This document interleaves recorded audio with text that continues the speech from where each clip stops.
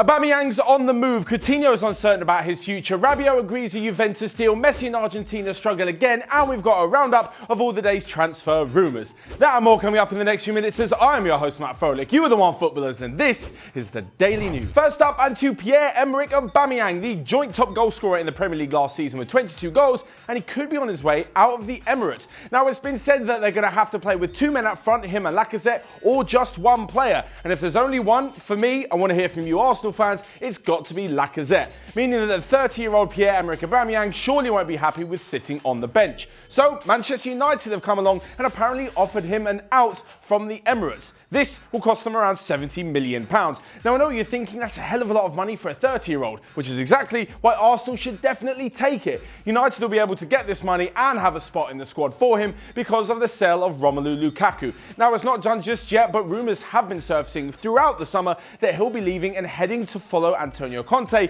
to Inter Milan.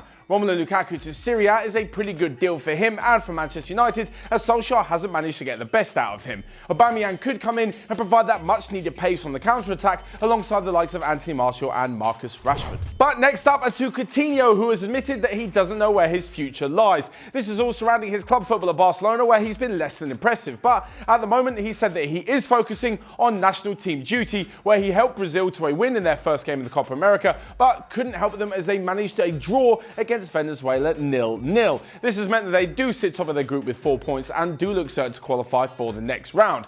As for Coutinho, he seems to be in this position where he's not quite doing it at the top level, but also he's too expensive for any other team to buy him. Think of the likes of Mesut Ozil and Gareth Bale. They are good players. We know they can be fantastic on their day, but they're just going to cost too much money for anyone else to sign them, or Barcelona are going to have to take a massive hit on the original price that they paid for him. They did pay around £130 million to Liverpool, so now it looks like they'll have to take something probably closer to 70 or 80 if they want to get him off their wage bill and not causing any more problems in the squad. Also, they need to get a bit of money in if they're going to make a massive bid for the likes of Neymar or Antoine Griezmann. Next up to Serie A, where finally Adrien Rabiot could finally find himself a new club. There have been so many rumours circulating that he could be moving to Arsenal, to Manchester United, to Barcelona. Apparently he already agreed a deal with them in March, which never happened.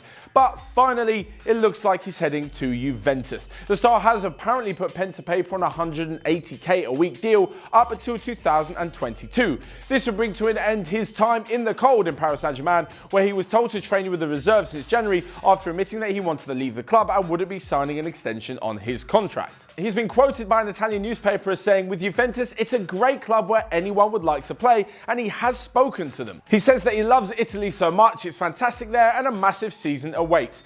I don't know about you guys, but it sounds like the deal is pretty much done, and he'll be moving into the midfield alongside new signing Aaron Ramsey and potentially Paul Pogba, who has said that a return to Juventus is at the top of his list. What this means for the likes of Emre Can, Sami Khedira, Miralem Pjanic, well, we're yet to wait and see, but they could be out of the club in the summer with all these new signings. But next up and away from transfers for just a second, and to Lionel Messi, who yet again just can't turn it on for Argentina. It's a debate that's going on pretty much at the same time as the Ronaldo and Messi debate. Why can Messi do it with Barcelona but not with Argentina? Yesterday he managed to salvage a draw against Paraguay, meaning that Argentina sit bottom of their Copa America group with just 1 point out of 2 games. As mentioned, he did manage to grab a penalty to salvage a point, and Lionel Scaloni, the manager, has said they are quite lucky to still be in with a chance in the competition. They face Qatar on Sunday and they need to win that game and hope that other results go their way if they're to have a chance of qualifying for the next round. Messi is playing in his 8th international tournament with Argentina, and he's already been to 4 major finals, losing all of them. This will be the 3rd one in a row if they do manage to reach the Copa America final, but in the last 2 they've lost on penalties to Chile. With all that attacking talent, surely they can score in regular time, and surely they can bag a penalty when it comes down to it at the end of the game.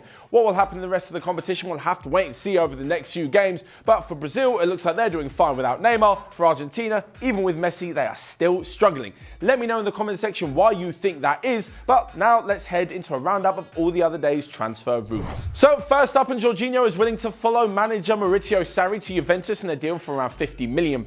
Inter Milan and Atletico Madrid are both interested in Southampton's fullback Ryan Bertrand. Norwich's Max Aarons is attracting interest from several Premier League clubs, including Arsenal and Manchester United. And last but not least, Chelsea are hoping to announce their successor to Maurizio Sarri in Frank Lampard, and could have that deal done by the end of the week on a 3-year contract. So what do you guys think? Let me know all of your thoughts in the comment section down below on all of today's daily news. Why can Messi just not do it on the international stage? Will Rabiot be a good fit, and where will Coutinho end up after the end of the summer transfer window? Of course, while you're down there, you can also smash the like button and click here or here to check out all of the other videos we've got going on OneFootball. But until next time, I will see you guys later.